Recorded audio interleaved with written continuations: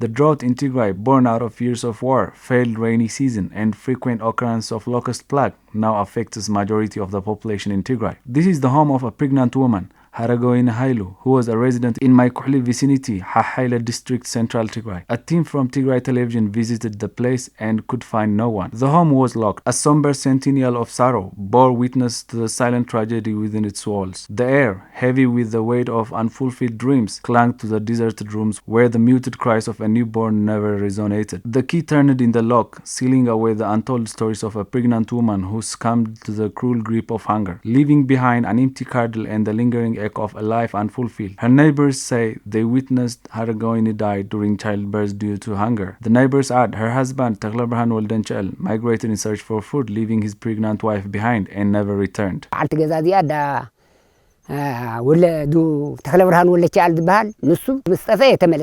This house belongs to Tigrai, who disappeared and never returned.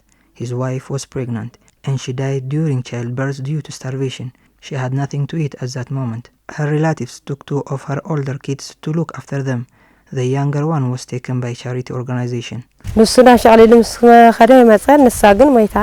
He didn't return once he went out in search for a job as a daily laborer, but his wife died on childbirth due to hunger. There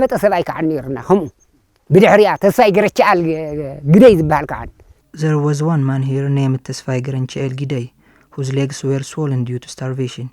He died 10 days after the pregnant woman died. There are several residents who are at the verge of death.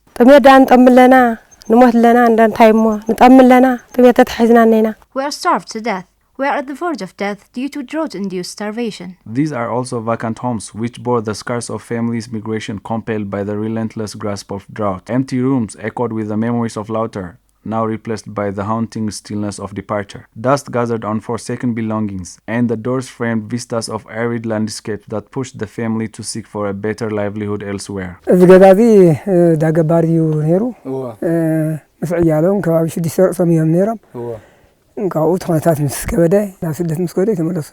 This is the house of a farmer.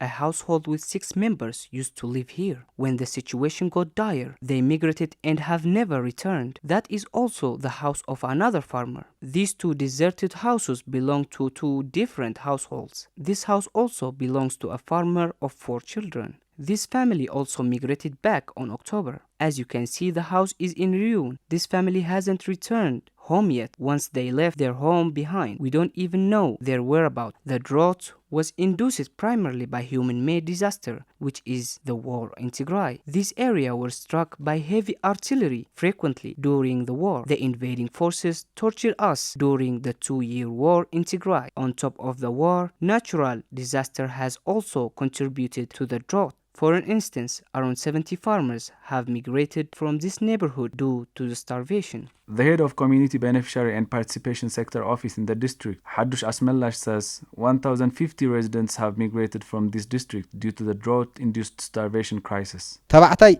511 أنستي 539 بدمر شحن 50.